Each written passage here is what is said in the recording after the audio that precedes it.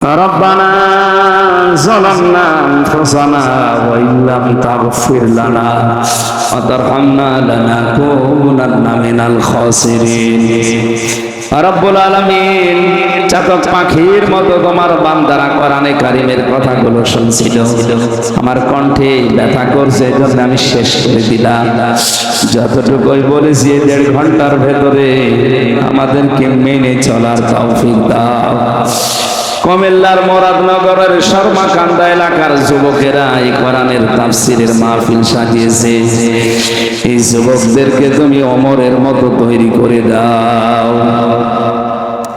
মাহফিলের প্রধান অতিথি আমাদের মাননীয় এমপি অসুস্থতাকে শেফায়ে কামেলা আজেলা দান করো।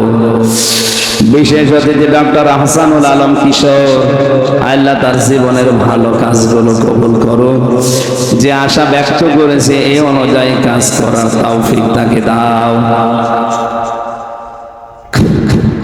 আবুল হাশেম সরকার অসুস্থ হয়ে হাসপাতালে আছে, জীবন মৃত্যুর সন্ধিক্ষণে আছে, দোয়া চেয়েছি আল্লাহ তুমি তাকে শেফায়ে কামেলা আজেলা দাও।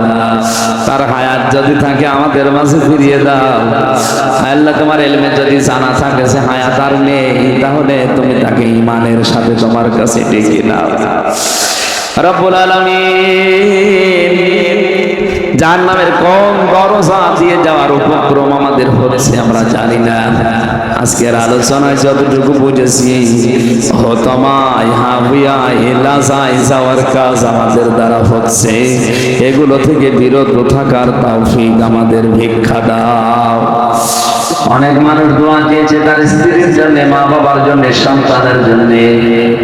আমার চাইলে যার জন্য সে দোয়া চায় ওইটা তুমি বেশি কবুল করে থাকো। তার স্বামী, তার সন্তান, আল্লাহ তার মা বাবা যারা হাত তুলেছে তাদের আত্মীয় স্বজনের জন্য আল্লাহ তুমি তাদেরকে শেফা দিয়ে দাও। আগামীতে এই মাহফিলটা কোরআনের জন্য আরো বিশাল আকারে মঞ্জুর করো।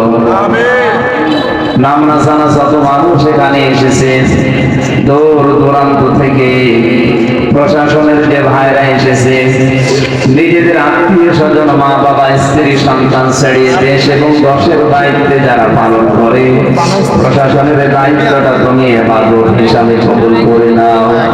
তাদের উপরে তোমার রহমত নাযিল করো, তাদের শরীর স্বাস্থ্যকে তুমি ভালো রাখো, সুস্থ রাখো, রোগ শোক চিন্তা ভাবনা কঠিন বিপদ থেকে তাদেরকে বাঁচাও। মুরাদনগর থানার ওসি, জেলার ডিসি, এসপি সহ যারা দায়িত্বে আছে সততার সাথে পালন করার তৌফিক দাও। রব্বুল আলামিন মনের ভেতরে আমাদের যে কামনা বাসনা আছে, আমাদের চাহিদা আশাগুলো পূর্ণ করে দাও। যে বাড়িতে এসে বসেছিলাম সে বাড়ির উপরে তোমার রহমত নাযিল করো। আসমান জমিনের বালা মুসিবত থেকে এলাকাকে বাঁচাও। এলাকায় মাটির নিচে যত মানুষ ঘুমিয়ে গেল কোরআনের ইজ্জতে তাদের মাফ করে দাও। তোমার বান্দা নাসির সহ যত যুবকেরা এই মাহফিলের জন্য যে যেখান থেকে শ্রম দিয়েছে তার শ্রম ওইভাবে তুমি ইসলামের জন্য কবুল করো। سبحان ربك رب العزة عما يصفون وسلام على المرسلين والحمد لله رب العالمين।